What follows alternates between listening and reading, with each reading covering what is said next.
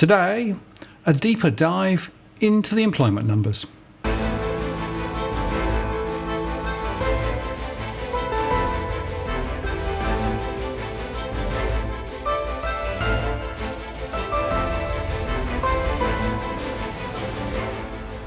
Hello again, it's Martin North from Digital Finance Analytics. Welcome to the latest post covering finance and property news with a distinctively Australian flavour. Given the fixation the RBA has on getting the unemployment rate down to below 5% in an attempt to lift wages, it's important to understand more about the statistics behind the employment situation. Conveniently, the ABS released some interesting data today. Their 6226 Participation, Job Search and Mobility Australia report. So, as a way to get into this subject, I want to discuss the high-level numbers that the ABS have published. So we start with the civilian population aged 15 or more years, and that stands at 20,118,000. They then split them out into employed persons, which was 12,740,000, and those not employed at 7,377,000.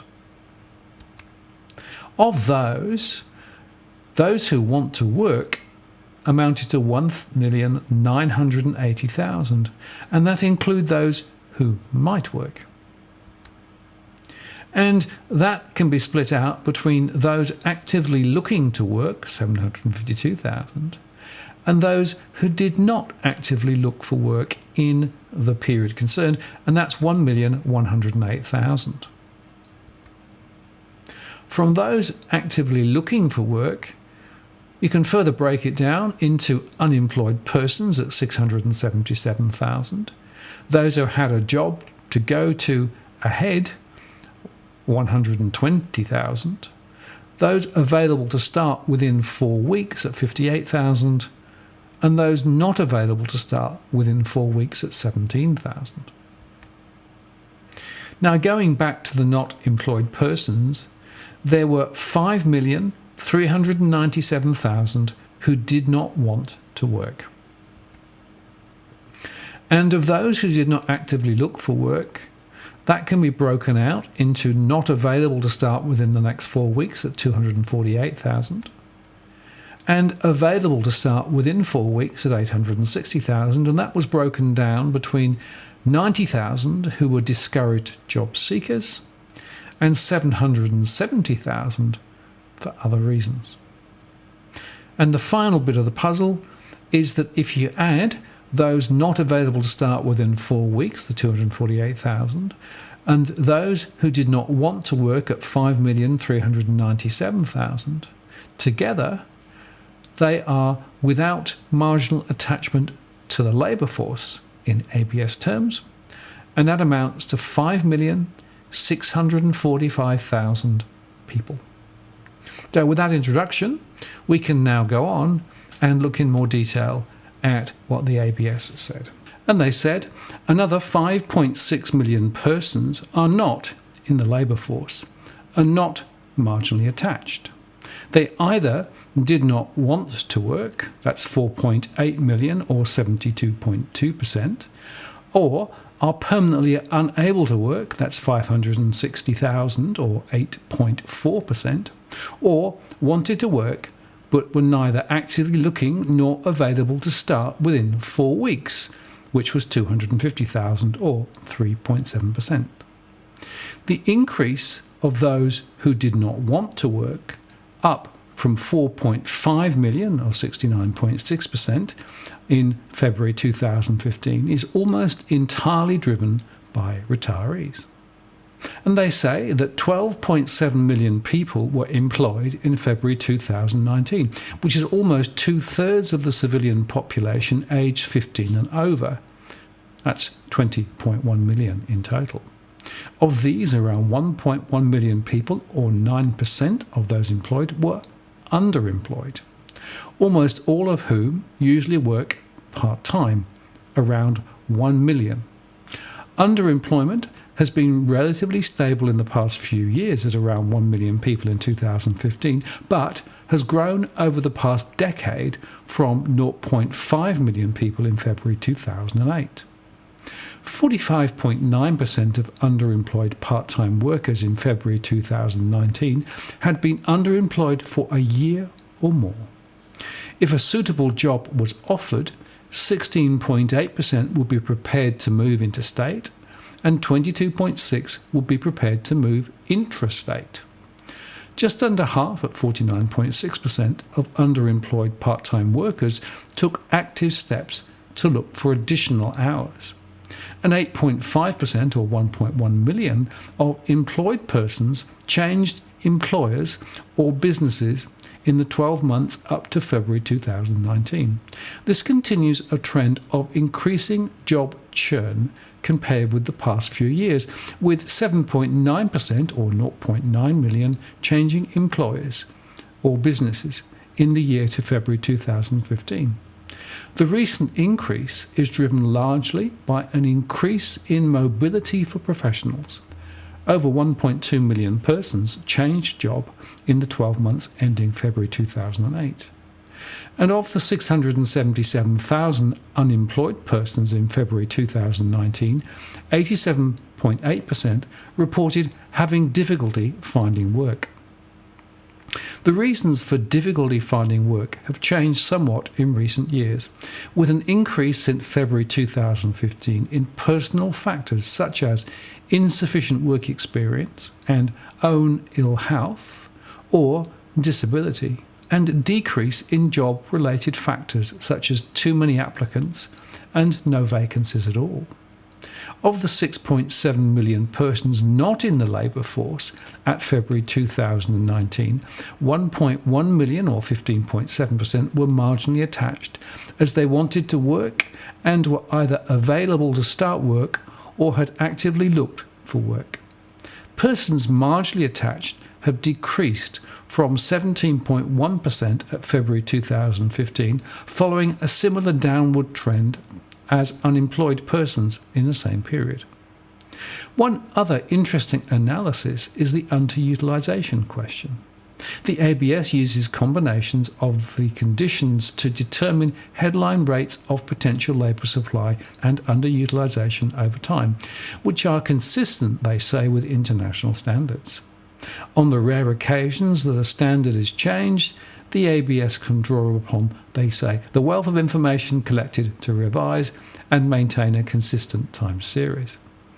The headline unemployment numbers are based on those people who are not employed, who met all three conditions: wanting to work, availability work, and actively looking for work.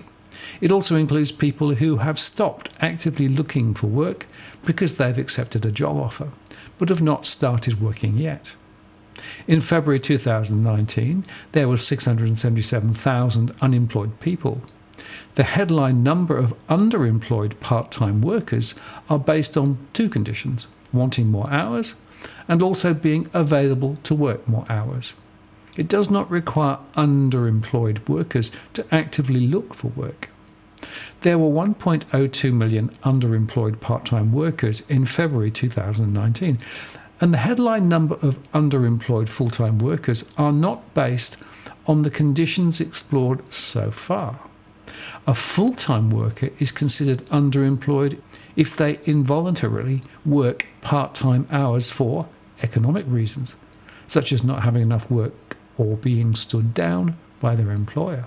It does not include workers who lost hours due to illness, plant breakdowns, or bad weather, as these are not considered to be economic reasons. And in February 2019, there were 83,000 full-time workers who were underemployed. The total labour force includes everyone who is employed and unemployed. It does not include those who do not want to or were unable to work, or those who were unavailable to start work straight away, or those who were not actively looking for work. The size of the labour force in February 2019 was 13.4 million.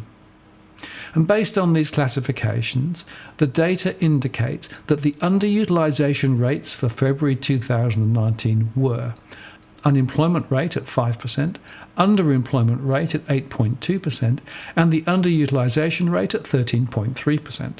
Beyond the commonly cited headline measures of labour supply and underutilisation, the ABS also periodically produces an alternative set of broader measures that relax some of these conditions around underemployment and unemployment. An extended measure of unemployment starts with the official definition and extends the availability criteria to include those who are available to start within 4 weeks, rather than only counting those who can start immediately. It also includes discouraged job seekers, as they meet all of the criteria for unemployment except for actively looking for work. It does not include people who were not actively looking for other reasons, such as studying or caring for children. The number of people who met the extended measure of unemployment in February 2019 was 825,000. The extended measure of underemployment applies the same lens to both full-time and part-time workers, and regardless of usual hours worked, a worker is underemployed if they worked less than their usual hours for economic reasons, or if they preferred and were available to work more hours.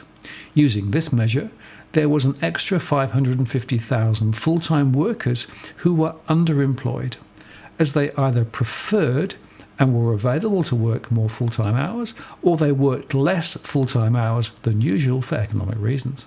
The total number of underemployed full-time workers under the extended definition was 640,000 in February 2019, and the number of underemployed part-time workers also increased under the extended definition, including part-time workers who work less part-time hours than usual hours for economic reasons. And the total number of underemployed part-time workers was 1.1 million in February 2019 under the extended definition. The extended measure of the labour force combines the employed and extended measure of unemployed. It also includes some people who would normally be counted as not in the labour force, but had a job that they were either starting in the future or one they would return to after a period of leave without pay. And the size of the labour force under this extended definition was 13.7 million in February 2019. And using these more relaxed measures, the extended underutilisation rates for February 2019 were extended unemployment rate at 6%, extended underemployment rate at 13.2%, and the extended underutilisation rate at 19.2%. Now, my takeout from all this is that the true employment situation is more dire than first appears.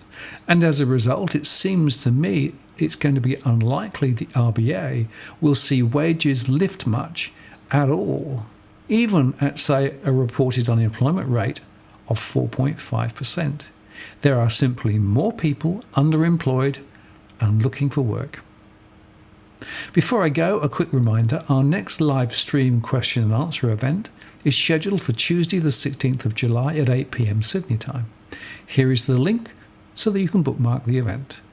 You can ask a question live via the chat next week, or send it in beforehand via the DFA blog. The link to the blog is below.